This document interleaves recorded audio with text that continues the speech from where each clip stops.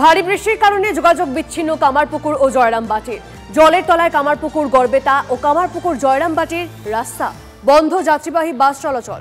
আরামবাগ বদনগঞ্জ রাস্তায় সাতবাড়িয়ায় হাঁটু সমান জলের স্রোতের মধ্যেই বিপদের ঝুঁকি নিয়ে পারাপার মানুষের। জলের তলায় বিস্তীর্ণ এলাকায় চাষ জমি, ইতিমধ্যেই জল বাড়তে শুরু করেছে দ্বারকেশ্বর নদে। UEM Jaipur is a perfect target for prospective students aspiring for good jobs, good education with future-ready skills.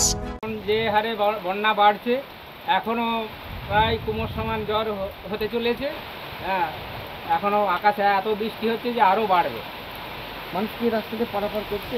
এখনো ওই খুব হাঁটতে হাঁটতে যে গাড়ি একটা যাচ্ছে, এতই স্পিডে যেতে হচ্ছে যে প্রায় ডোবা হয়ে যাচ্ছে। পাশেই তো আশ্রম, পাশেই একটা সারদা আশ্রম আছে, রামকৃষ্ণ সারদা আশ্রম। ও তো একতলা জল ডুবে গেছে, ওদের পরিস্থিতি খুবই খারাপ। বারবার নিম্নচাপে আর্থিক ক্ষতির মুখে পূর্বস্থলীর চাষিরা। গত দুদিনের টানা বৃষ্টি ও ঝোড়ো হাওয়ায় ব্যাপক ক্ষতি সবজি চাষে। এক মাসের ব্যবধানে ফের টানা বৃষ্টিতে পুজোর আগে আর্থিক ক্ষতির মুখে চাষিরা। এরকম চলতে থাকলে আত্মহত্যা করা ছাড়া উপায় থাকবে না বলছেন ক্ষতিগ্রস্ত চাষিরা। সকাল থেকে বলতে কালকে যে জোর বৃষ্টিটা হয়েছে সেটাই কপির চারাটারা মোটামুটি সব ধুয়ে মাটি সব বেরিয়ে গিয়েছে। নতুন যে কপির চাষটা ছিল, এই পেঁপে গাছ সব পড়ে গেছে, অনেক গাছ ঝিমুছে এই বৃষ্টির কারণে। বৃষ্টির কারণে মানে এই হাওয়া দিয়েছে তাতেই গাছ পড়ে গেছে। হাওয়া দিয়েছে তাতে গোড়া নড়ে যদি গাছ পড়ে গেছে। আগে একবার নিম্নচাপ হইলো, সেখানে বহুত ক্ষয়ক্ষতি হয়ে গেল।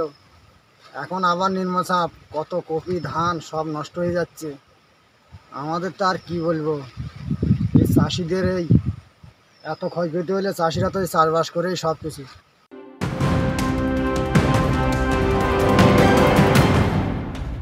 আর একটা ব্রেকিং নিউজ এই মুহূর্তে, আরো দামি হলো সোনা রূপো। 24 ক্যারেটের সোনার দাম 440 টাকা বেড়ে 74,890 টাকা।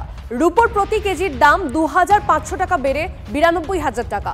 ক্রমাগত দাম বৃদ্ধিতে চাপ বাড়ছে ক্রেতাদের উপর।